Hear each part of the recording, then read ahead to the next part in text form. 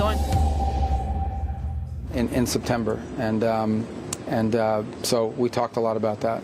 Was there disagreement on election interference? We didn't discuss that topic. Mr. Secretary, are China and Russia giving targeting information to Iran? These last few attacks have been very devastating to U.S. troops. Look, all I would say is that, anytime you're in a combat zone like that, there's danger associated with it. I mean, at the end, this actually proves the point that this is what Iran has been investing its money in for the last 20 years. But are China and Russia giving targeting information? I'm not going to discuss that other than to say that nothing that's happened, nothing that China has done has in any way changed the trajectory of of what you're seeing in terms of the conflicts we're having with Iran. And in fact, in some cases, they've actually been quite cooperative with regards to what they potentially could have done but didn't do. I think the Chinese, and I'll let them tell you, but I don't think they're big fans of what Iran is trying to do in the Straits. In fact, they've said so publicly that they oppose tolling or any sort of restraint on freedom of navigation in the Straits. And, we hope they'll continue to say that. And it's important that other countries say that as well. President Trump was asked a similar question. I'd like to pose it to you. Is the U.S. strategy to strike Iran into submission? And why do you think Iran is not giving in right now? Well, look, the United States is, Iran's in a lot of trouble. I mean, at the end of the day, they obviously don't have a free press that reports on for example, you guys will report on, the impact it's having on the U.S. economy and gas prices and this and that. They don't have that in Iran. But I can tell you they're facing hyperinflation, runaway inflation, high food costs. These are all pre-existing. They've all gotten worse. They've suffered a tremendous amount of damage to their military infrastructure. But they've also spent 20 years taking every penny they have and not spending it on their country. They spent it on sponsoring terrorist groups and building up their missiles and their drone systems. And this is what you're seeing them use now, which is greatly diminished, is exactly the conventional shield that they were going to hide behind to pursue a nuclear program and challenge the world to do anything about it or face the wrath of what they were doing. A year from now, Iran would have had so many missiles and drones that they would have been behind a conventional shield that would have given them immunity to do whatever they wanted. So right now, however, I can just say here's what's happening. It's pretty straightforward. Ships are trying to go through the Straits and they're getting blown up. Commercial ships are going through the Straits and they're being blown up. The United States is defending that shipping and in addition is targeting the places that are launching against those ships to continue to degrade Iran's ability to target and harm global shipping. So that's what's happening here. And that's what we're focused on. You mentioned this morning that Iran isn't keeping its commitment. So even if MOU is revived, what can be done to yield different results? Well, look, all these things are compliance-based, right? I mean, if you make a deal, if you sign on to an agreement and then you violate the agreement's no longer valid. That doesn't mean you can't have a future agreement, but ultimately that future agreement will have to be judged on whether or not you're complying with the conditions. And that deal called for the opening of the Straits, free and fair navigation. In fact, they were supposed to put out a statement to that regard a week and a half ago. And instead, on the day they were supposed to put out that statement, instead of doing that, they targeted and blew up or hit a ship. So we remain open to diplomacy. We remain open to working it out in a negotiated way. But right now, they don't seem to be serious about that. And so we're going to continue to protect shipping. We think other countries should join us in that endeavor. We don't need them to, but they should because they're more impacted by it than we are. And at the same time, we are going to, when the opportunity presents itself, degrade their ability to target global shipping. China's been sending its Coast Guard. The what now? China's been sending its Coast Guard in toward Taiwan, doing patrols near Taiwan. I know the U.S. has said this has been destabilizing. Did you raise that with It always comes up in every one of our meetings because we obviously disagree with those actions. And we actually think that they run contrary to the spirit of what we're trying to work out with them with regards to strategic stability. But the bigger point to make in that regard is that the U.S. will continue to, we're never going to accept that international waterways are somehow under the control of other countries. We'll continue to sail through international waterways and freedom of navigation efforts of that kind, and we'll continue to live up to our commitments, for example, with the Philippines and other countries in terms of the treaty commitments that we have. Again, it speaks to areas of disagreement when it comes to our policies with China. Those need to be managed very carefully because obviously a conflict, be it economic or otherwise, between the U.S. and China would have a dramatic global impact. So the difficult job of geopolitics and foreign policy is managing your differences and not doing anything that runs contrary to our national interests, but at the same time trying to avoid conflict that could lead to something really catastrophic for the world. And I think we have an obligation to do that, which is why it's important for us to continue to talk to China, irrespective of our differences. It's important to, if you go back to the height of the Cold War, even in the height of the Cold War, even in its most tense moments, the United States and the Soviet Union were communicated, at least at a military-to-military level and even at a diplomatic level. And in many ways, that prevented catastrophe. So I'm not saying we're at that stage with China, but what I am saying is it would frankly be reckless and irresponsible for the U.S. and China not to have a relationship, given the impact our countries have on the global economy and on the world. Did you discuss with China, with Minister Wang Yi, the working group, or any more details of the Board of Trade, Board of Investment? Yes, we did. We did, and we're moving towards implementation of that. And I think that's one of the potential, concrete deliverables that we can have before September when that visit happens. And again, those are good ideas, and they come in the aftermath of the visit we took to China earlier this year. And so we did discuss that. Yes. Russia's Lavrov revealed that he's going to be meeting with you tomorrow. Yeah. If that happens, are you going to press him on Ukraine, or are you simply keeping? No, we're going to. I don't know if the term is press him. We're going to talk about it. Obviously, the war in Ukraine, I think, has in many ways impeded the ability of Russia and the United States to find areas of agreement on other topics. That doesn't mean we won't seek to find other areas of potential cooperation. But by the same token, we'd like to see that war come to an end. We think it would be good for Russia if that war came to an end. So we'll raise it. And as I said, the U.S. remains open and willing to play a constructive role in bringing that war to an end if that opportunity presents itself. And it might. We're open to it, to playing that role, because we think right now, and I think the Russians would agree, we're probably the only country in the world that can play that role in trying to bring that to an end. What kind of role is the U.S. playing right now in doing that? I mean, there's still some kind of quiet talks going on, or outreach? Well, I think that you've seen kind of fall off a little bit over the last few months. Perhaps there are now new conditions in place that will allow that conversation to happen. It's one of the things we'll explore tomorrow in our conversation. I saw the Foreign Minister Lavrov last night briefly. We didn't talk about any of this, but I saw him last night when he arrived at the opening dinner, and we'll talk more tomorrow. Obviously, to be fair to you guys, I mean, a lot of stuff I'll talk to him about, I'm not going to put in a press release because it undermines the ability to find understandings. But we'll talk about it and see if there's an opening now or an opportunity for us to play a constructive role. But there are other areas that the U.S. and Russia can cooperate on that we, again, going back to the point I made about China, this is very simple. Russia possesses we are the two largest nuclear armed countries on the planet. For us not to talk would be reckless and irresponsible. We have to have a relationship with the Russian government, even though we have areas of disagreement.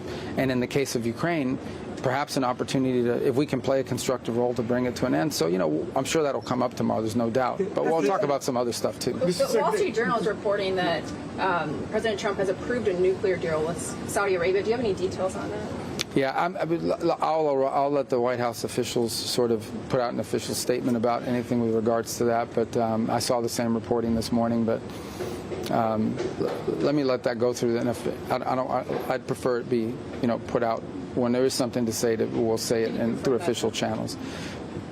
Has the U.S. asked South Korea or other Asian allies to contribute naval assets or something else? We didn't ask them that today. Look, I think it's to their benefit, right? If you look at the region, they heavily depend on oil and natural gas that comes from this part of the world. Now, one of the interesting things you've seen is that the supplies that are reaching many of the countries in the region have begun to change. They're buying more LNG from us than ever before. They're also buying more oil from us than ever before. So I think some of the changes you have seen and where people are getting their energy are going to be permanent after what you've seen here. But nonetheless, the Straits remain an important source of energy for many of the countries in this region. It's about 20% of the global oil that's purchased. So I think we think it would be to their benefit to participate in an effort. Did you make that ask today in these conversations? We didn't ask directly today, but we've had those conversations with them in the past. Every country has different restrictions on what they need to do in order to authorize that. Some have to get legislative approval. Some can do it unilaterally. Every country is different. But we've certainly raised it with different countries. We don't need them to do it, but we think it would be beneficial if they did. And some of these countries have unique capabilities in terms of mine clearing and things of that nature. So it'd be great if they join the effort, and I think some of them may eventually do so. It's in their interest to do so, but we didn't reach any agreement on that today. Frankly, it wasn't the cornerstone of what our conversations were about. Mr. Secretary, a lot of the ASEAN countries have expressed how terrible the war in Iran is for them when it comes to economically and the energy crunch. But Israel's finance minister sort of struck a tone in a different direction, said that the tit for tat is actually the best possible situation for Israel because it's weakening Iran. Does this show that there are some differences between the United States and Israel when it comes to how they view this war?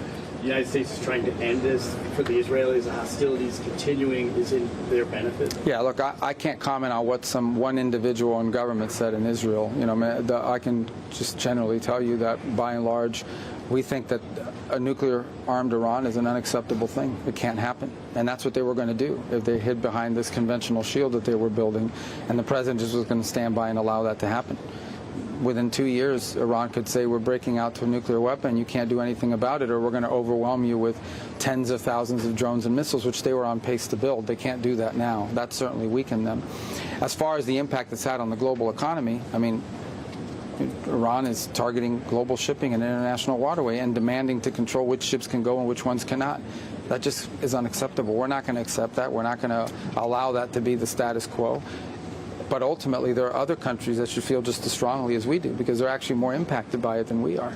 Did you discuss with Minister Jaishankar, did he raise at all any concern by India about the tariffs announced by the president on generic drug makers? A lot of Americans buy their generic drugs from Indian companies that import. Is that something that came up in your discussions at all? I mean, not with me. I mean, we didn't get into depth on pharmaceuticals today, obviously. I would expect them to be concerned about it, but they didn't raise it today. But they might have with others in our system, because we obviously deal with the Indians. We're very close to them. So. Mr. Secretary, you and the president have been very blunt in your anti-communist language. Recently, you put out that recent report on Cuba. Don't you think it's inconsistent in that you haven't addressed the same issues with China? They're the largest communist party in the world, 100 million. Yeah, but our issues with communist interference inside of our country. Like, that report was about what these different elements do to interfere in our country and to undermine our foreign policy. The president recently talked about Chinese election interference in the U.S., and as we know, there are many other ways in which China has influence within the U.S. Well, again, what the president put out on Thursday, that was a declassification of documents from our intelligence community. That's what he put out. He declassified intelligence assessments from our intelligence community. But your question was about communist influence. Yeah, the United States doesn't want to be a communist country. We're never going to be a communist country, and we're not going to allow communist influences to undermine our politics or our society. So I don't know what the inconsistency you're referring to is. It's very clear. Obviously we understand the Chinese system and other systems, but I can tell you our system doesn't want communism, and we're certainly not going to allow communist efforts to undermine American society and drive wedges into our country, and that's what we're seeing. And by the way, one of the leading culprits of that for many years, the intellectual authors of particularly in our hemisphere, is the Cuban regime, which our report on Monday outlined. Are the Cubans having a bigger impact on the Chinese? Did you express concern regarding the clash between China and the Philippines in the South China Sea? Did we discuss it with? Clash between China and the Philippines in the South China. Oh yeah, it's been a high-profile issue. We've all seen it, and it's a sort of an escalatory thing that we think is very negative, and benefits no one. And obviously, we've reiterated in every meeting we've had that the U.S. has a treaty arrangement with the Philippines. I believe we're the only treaty partner the Philippines has. We intend to live up to our treaty obligations, and I think we've done so, and will continue to do so. With sense of escalation, how difficult is it to inspire confidence at these meetings, such as the ones you've had today, that the U.S. can bring a quick end to the war in Iran? I'm sorry, what was that? Is it difficult to inspire confidence that the U.S. can swiftly and effectively end the war? No, I think everybody here understands that the U.S. would love to reach a diplomatic settlement. We would love to reach an agreement, if it were possible, with Iran that would ensure they never have a nuclear weapon and obviously help stop them. And we'd love to have an agreement where they say we'll no longer sponsor terrorism and we will not pursue a nuclear weapon or the things you need for a nuclear weapon. I think if there's a lack of confidence, is the lack of confidence that the Iranian regime will ever agree to any of those things. That would be the lack of confidence. And the bigger lack of confidence should be that they've already made commitments very recently in a memorandum of understanding, and within 2 weeks have violated it. So I think if there's any undermining of confidence, it's confidence that the Iranian system, as it currently is structured, can reach an agreement. And so you wonder whether they're serious about an agreement in the short term. But look, the president always prefers to negotiate and reach a deal on these things. And we're prepared, willing to do that. We've tried to do that now for a year and a half, but we're also not going to sit by and let ships be blown up or Americans be attacked. Do you see any hope for a If compromise? Iran refuses to negotiate seriously, Who's this? If Iran refuses to negotiate Iran? seriously, Yeah. what is the next step? So more sanctions, more military actions? Are you prepared for long-term confrontation by Iran? Well, the president has many options available to him if they continue to insist on not being cooperative, and I won't get ahead of the president on any of those, but I think Iran knows we have many options as well. The president suggested that Iran should be added to Russia's Sanctions Act. Is this kind of acknowledgement of Moscow-Tehran growing alliance? Of what now? Are you guys acknowledging this growing alliance between the two? Because you're suggesting to add Iran to Russia's Sanctions Act. Oh, I just think the president views as a legislative vehicle that's going to pass in Congress and provides him more authorities to impose higher economic costs on Iran if it's necessary to do so. So I don't think it has.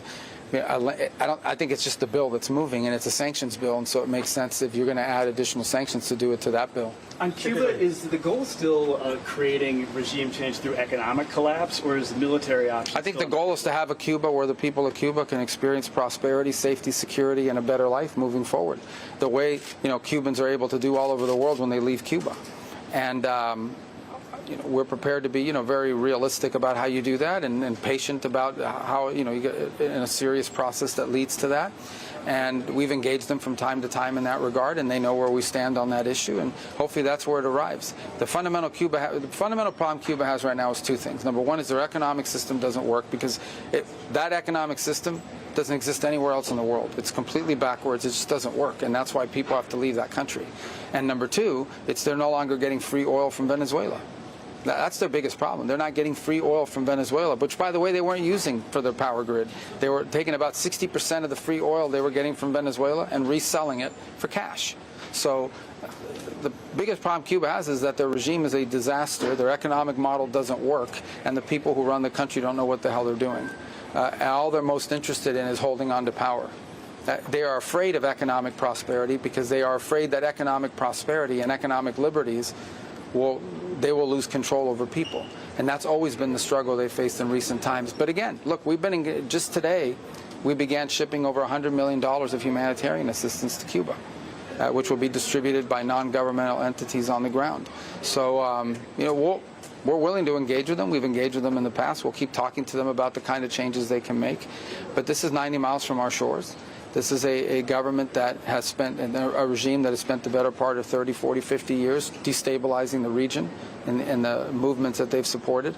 And they've lost, 10 to 15% of their population since 2021 because of how mismanaged the country is. We want it to have a better future, and we're prepared to do things that help them get there.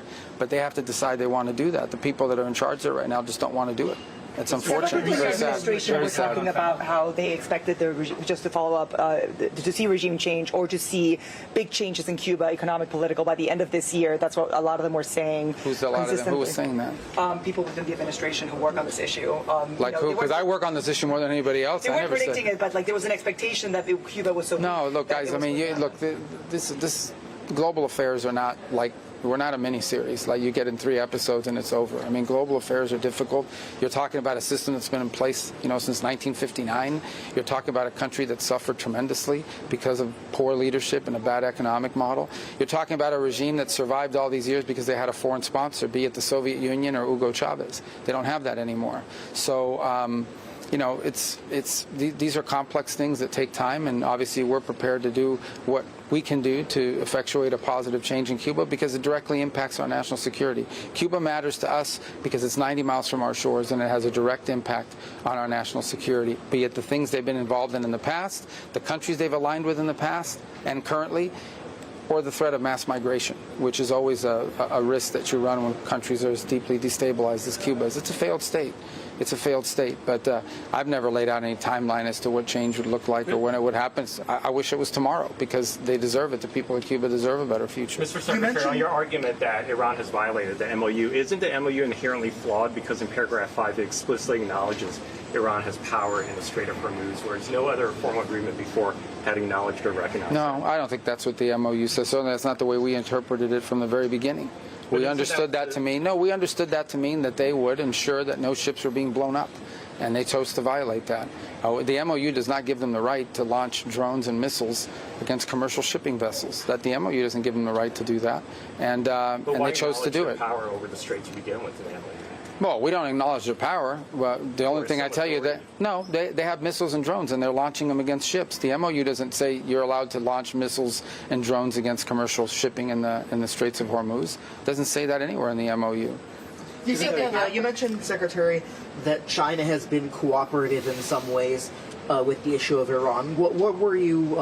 Well, I'm not going to tell you about all of them, but I'm going to tell you one in particular, and that is they've been pretty clear that they don't support any tolling or restrictions on global shipping through an international waterway. And a statement like that from a country like China is important. How concerning is the Houthi threat for the additional shipments of energy for the Saudis?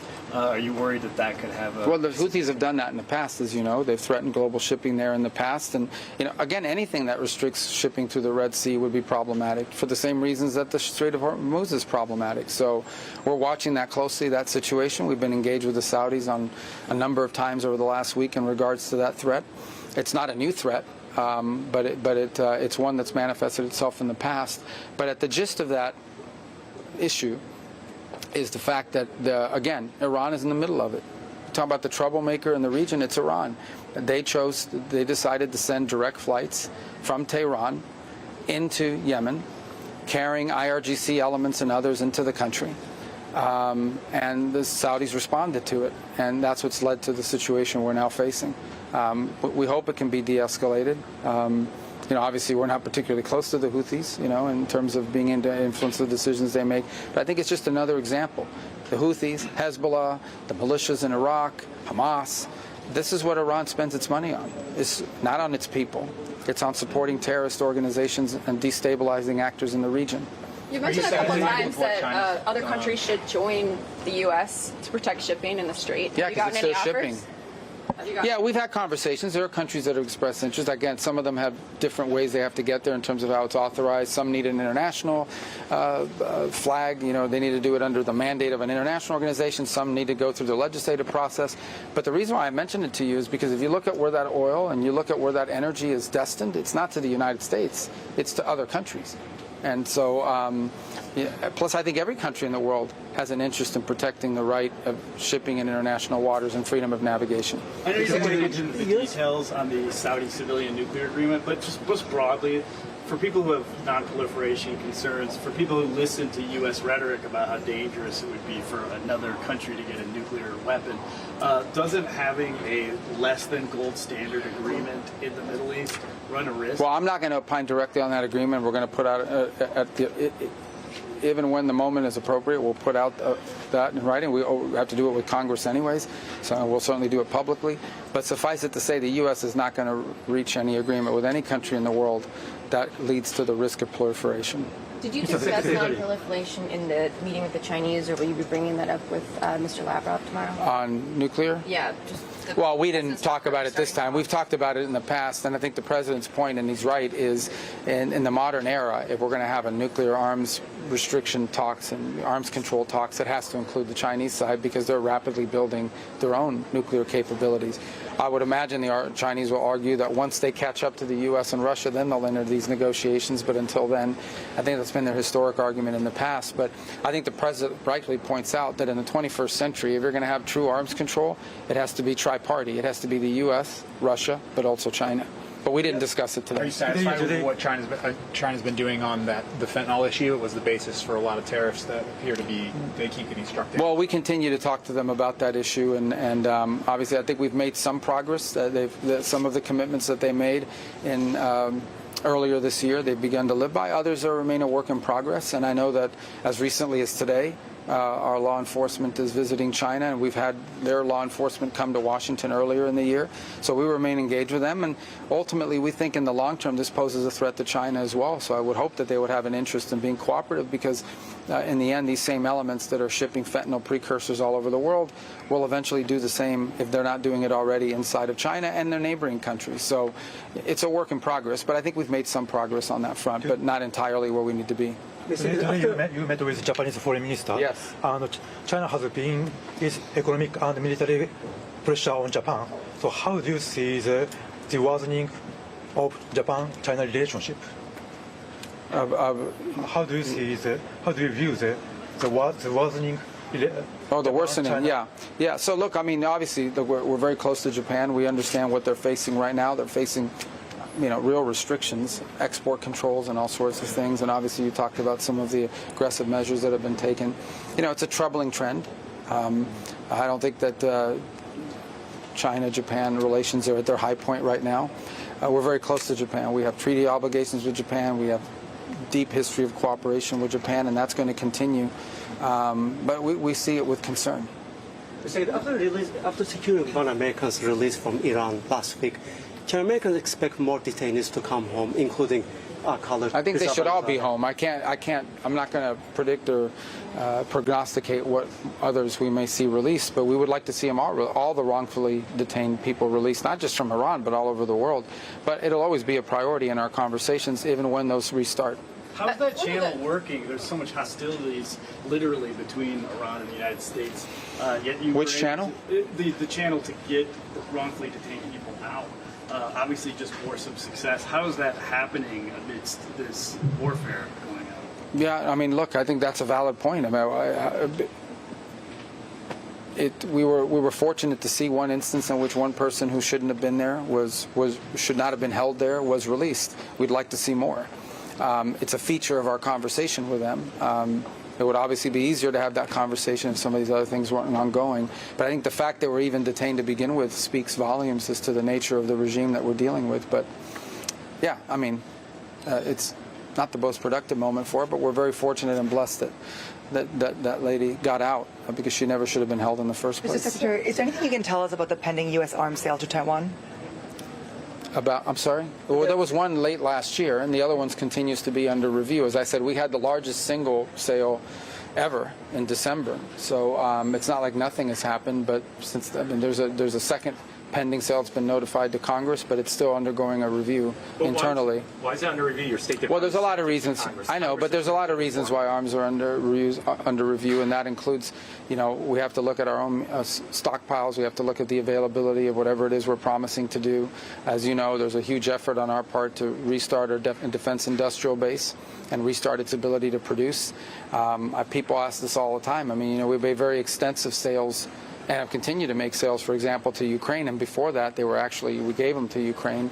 So all these things have an impact, and we do have our own domestic needs that have to be balanced with whatever commitments we make to other countries. So it would be normal for a large sale to be reviewed in that context. One of the Tate brothers' lawyers mentioned you by name. I know one of the Tate brothers' lawyers mentioned you by name. Do you plan to get involved with the extradition challenge that they have been? Mention me by name? Yes. Oh. Yeah. No, look, that extraditions, I don't know the details of this particular case. I've been overseas, but I mean, I know who you're talking about. I just don't know the details of it. These cases have a process that they go through in the courts. My understanding is that they're involved in that judicial process. And so that'll play itself out at this point. And there's no role for us to play at this moment or maybe ever in that regard. But I'm not going to opine on something that's still working through a legal process. Is the U.S. trying to get Syria involved in fighting Hezbollah? National Security Council? Hold on. Go ahead. Is the U.S. trying to get Syria involved in fighting Hezbollah, as the president has suggested? Well, the Syrian authorities are not big fans of Hezbollah. But what we've encouraged Syria to do is to focus on its own internal challenges that it has in sort of building a nation state. They still face pretty substantial challenges and threats from within. I mean, ISIS remains a threat there. There are other areas of cooperation. As you know, we've removed them from the list of state sponsors of terrorism, which we hope will lead to the sort of economic revival that the country desperately needs. Syria is a country that has a history of different communities for many, many years living alongside one another in peace. Sunni, Shia, Christian. I mean, it's a country, the Kurds. But they have a huge project on their hands in that regard, and so we've encouraged them to focus on that. But we understand the threat that Hezbollah. I mean, Hezbollah is an enemy of this new government in Syria, and they, in many ways, will seek to undermine that government over time. And one of the best things Syria can do to secure its future is to secure their border with Lebanon, so that we don't have weapons and arms coming back and forth across that border in an effort to destabilize Syria. What were you asking? Many national security advisors have put their stamp on the NSC bureaucracy, Scowcroft model, large models in the Obama administration. How do you want to be remembered for the stamp that you're putting on this? Are you streamlining things? The NSC works for the president, and so the stamp we want to have is the stamp any NSC director should have. It's not my stamp. The NSC is there to serve the president, and each president will have different requirements for what they want the NSC's role to be. And so, to the extent I want a legacy with regards to the NSC, it is an NSC that was responsive to the needs of this particular administration and this president's style of leadership. He's very hands-on. He's very involved.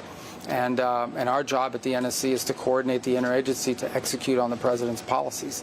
And that's how I view the NSC. That's the way it should always be. Does it still have its convening power, or has Sure, it been happens every day. depopulated so much that other agencies are starting to... I think the NSC was way too large to begin with. 400, 300 people. We don't need 300 people in the NSC to coordinate the interagency. That's why you have career people and others at the State Department and at Treasury and at Energy and at the Department of War and in the intelligence agencies. And the job of the NSC is to coordinate the interagency so that it's executing on the president's foreign policy and developing options through the interagency. So the expertise should reside in the different agencies of government. And the NSC's job is simply to be the coordinator of that effort, to deliver on the president's intent, either to present the president options or to execute on the president's directive. That's what the NSC is doing, and I think quite successfully. You don't need a large bureaucracy to do that. There are Americans in China that have been wrongfully detained, Chen Yolin and Min Zin. Did you raise those today? Well, we always raise the case of Americans, and we do so outside of these meetings as well. And we do so through the embassy. We do it through multiple engagements. Do you expect that China should release them ahead we want them to. Part of the meeting? Well, we want them to. I won't precondition the meeting in September other to say that we raise these issues every time, and we raise it not just, we raise it all the time. We raise it through the embassy. We raise it through every engagement we have. Those are always a priority, and we've had good news in the past and hope to have some good news in the future. Secretary, all right, guys. Wrongfully detained. He mentioned Min Zin, but who? Min Zin, who was arrested right after the summit, right after the Trump. The scientist? No, not the scientist. He was a researcher. Yeah, the research on geologists. Not geologists. He was researching Myanmar, and he was arrested in Yunnan province. But has he been classified as wrongfully detained by the State Department? I don't believe so yet. Okay. But again, we have a process we go through to make those determinations. That doesn't mean he won't be. That process has to work its way through. What's the overall approach, Secretary, to Myanmar and to potentially re-engaging with the junta there or cooperating on issues like rare earths? What's the position or the approach of the Trump administration towards Myanmar and re-engagement with the government? Yeah, no. I don't have any announcement for you on that today. It's a policy that we're still developing in many ways. Obviously, there's some conditions that have been shifting with regards to Myanmar or Burma over the last few months that we're keeping an eye on and see if there's opportunities to engage. Obviously, we still have many concerns about some of the things that have happened in that country historically and in the past. And there also remains the question of how receptive and open they are to a different relationship with the United States as well. So these things are still being worked on, but I don't have any announcement on that today other than, they were here and they were present today. And I'm glad they were here, and I said that in our forum. But it's not a place we have a long history of engagement in recent times. So if an opportunity presents itself to do something that serves our national interests, we'll explore it. But there's still some work to be done in that regard. Okay, guys. Can you confirm thanks. that the White House will be announcing a nuclear deal with Saudi Arabia today? I don't have any news for you on that today, but maybe later today, once Washington wakes up, or if there is an announcement, I promise you'll know about it. Okay? Thanks. We'll go that way. Yep. Thank you, sir. We'd love to reach a settlement with Iran. Part of the comments there from the U.S. Secretary of State as he touched upon a number of issues there at the ASEAN gathering. He said he would also be talking about Ukraine with the Russian foreign minister. He's expected to meet him on Thursday, saying that he expects he can cooperate with Russia on other issues, and also touched upon his relationship with the Philippines and China, saying, reminding everyone that the U.S. has a joint defense agreement with the Philippines and would abide by a message he said he had sent to China.